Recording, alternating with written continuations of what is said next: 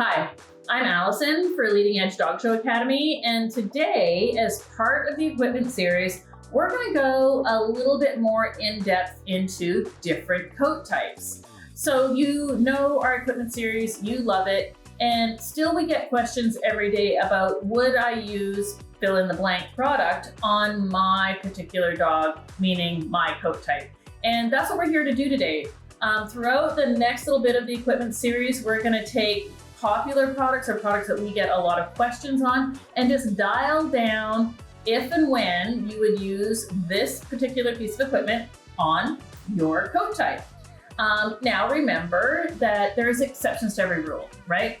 Also sometimes new products get launched that we prefer for a coat type, or before we may do with something, now we think that there's a better product to use out there as well. Sometimes your dog just has a slightly thicker or thinner or longer or denser coat than another dog of the same breed. Therefore, you might adjust according to that situation. Every dog, every situation is a little bit unique. So use this as a general guideline and then kind of dial it in from there. All right.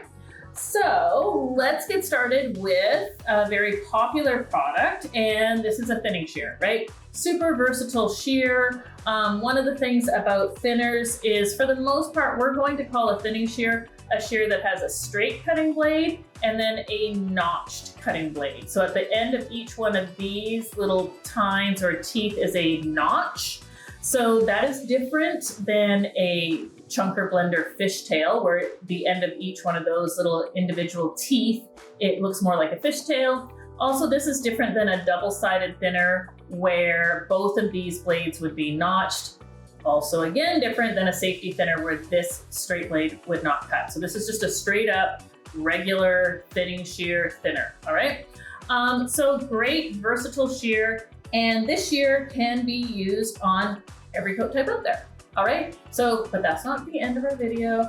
We're gonna go with double coats. So where am I using this shear for my double coat? For my double coats, I'm gonna use it kind of everywhere. This is kind of my go-to shear. If I could only afford one shear for my double coated breed, it would be a thinner. A lot of these breeds, we want their trimming to look more natural. We don't really want that really super straight, blunt edge. So a thinner can kind of do everything. It can debulk some of the coat. It can trim in those underlines, trim the feathering, make the feathering look neater and tidier, especially if a dog is going into a show, if it's blowing coat.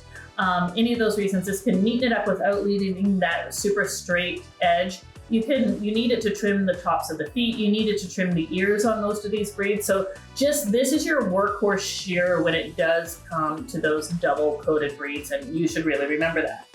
Now, drop coated breeds.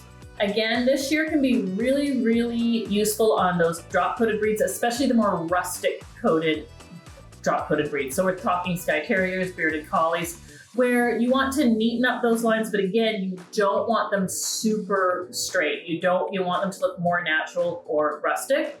So for my drop coated breeds, maybe on my Maltese, my Yorkies, my more really flat iron drop coated breeds, the breeds that have that super neat look, most of the ones with a top knot, you'd be using a straight shear on them as opposed to your thinner.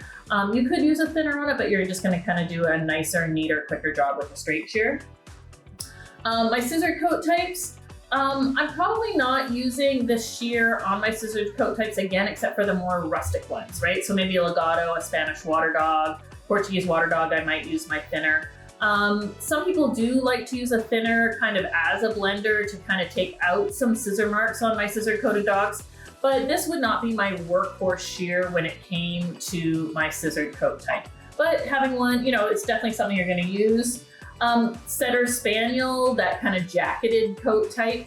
Again, this is a really, really great shear for there. Again, probably my workhorse shear. I'm going to use it quite often for the barbershop method, the scissor over comb method, to blend between my clipper lines and my jacket, my neck work, anything like that. Again, even if I am trimming an underline with a straight shear on my setters or spaniels, I might go in with my thinner just to make it look a little bit more natural in some cases. Also great for debulking, right? Taking out excess coat. So again, for that setter spaniel coat type, quite a workhorse shear. Smooth coated dogs, right? So smooth coated dogs, Again, we're cleaning up those cowlicks, we're cleaning up a little bit of the tuck up area. So kind of the only shear I would use would be my thinning shear. I might use a straight short shear, like to take off whiskers or something if I'm taking off whiskers. But again, any of that trimming of the cowlicks, anything like that, I'm using my thinning shear. Last but not least, wire coated breeds. So again, gone are the days where we're absolutely positively pulling every single hair, like on our Westies, on our Airedales, on breeds like that. Obviously you do have to do stripping and pulling, but you might want to just neaten up the edges with your thinning shear. In the salon, you're definitely going to be using your thinning shear in there on the wire coated breeds just to get that finished look. On some of our kind of longer, looser wire coated breeds, again, the thinner is going to be your workhorse shear. So as you can see, for all 6 of our coat types, this thinner can work on just about every single coat type. It is a real workhorse shear. So, anytime you're wondering where would I use a thinner, on what coat type, I hope you just take a quick peek at this video and understand how useful this shear is. So, I hope that helps. Hey everyone, thanks for watching today's video. Please leave us a comment below, let us know what you thought, and as well, if you have any ideas for future content that you'd like to see, you can put them down there as well. You can head over to leadingedgedogshow.com where you can find our free, premium, and subscription content, and we'd love to have you join us there. As well, don't forget to like and subscribe and turn on those notifications, that way you never miss another free video tutorial. That's it for today. Thanks for watching.